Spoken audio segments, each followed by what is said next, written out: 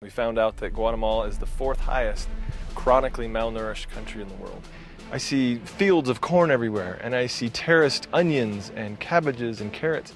How is it that Guatemala is so malnourished? And we see all these huge tracts of vegetables. It's not theirs. It's big farmers that hire these people to grow it, and then they ship it out. They ship it to other countries.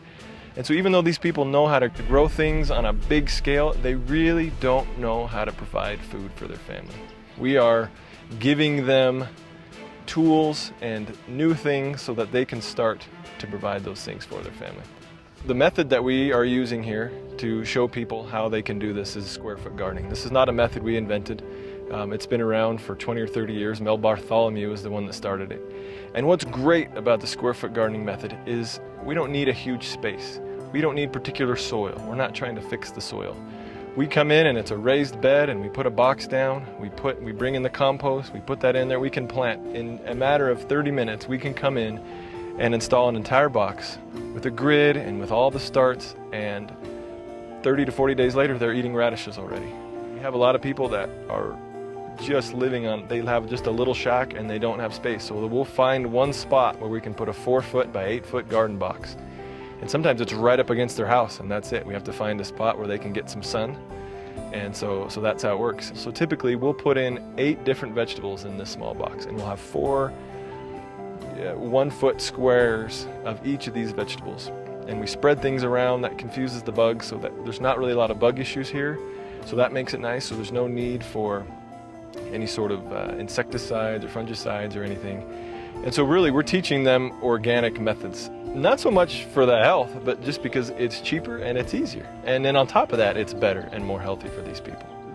They don't see any change in their life. There's really not a lot of hope. They can't just start a business, or they don't have the resources to start growing something. They're kind of they feel really stuck.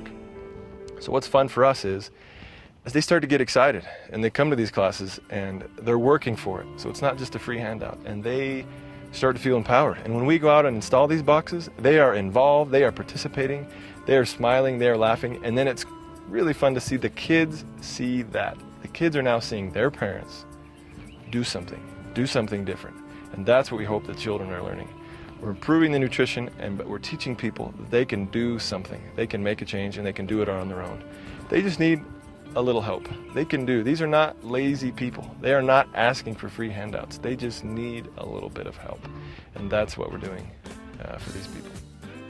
I guess my life before, it was more about me. And even when we came down here, we knew we would do some service things when we came to Guatemala initially.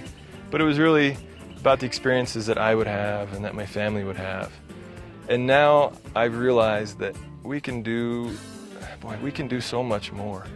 And I realized that so many things that I thought were super important are less important, because I see people living really happy, not even realizing that they don't have so much. I mean, half this country lives in poverty, and 13% live in extreme poverty.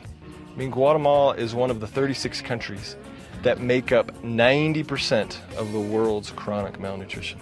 I mean, how can I not do something?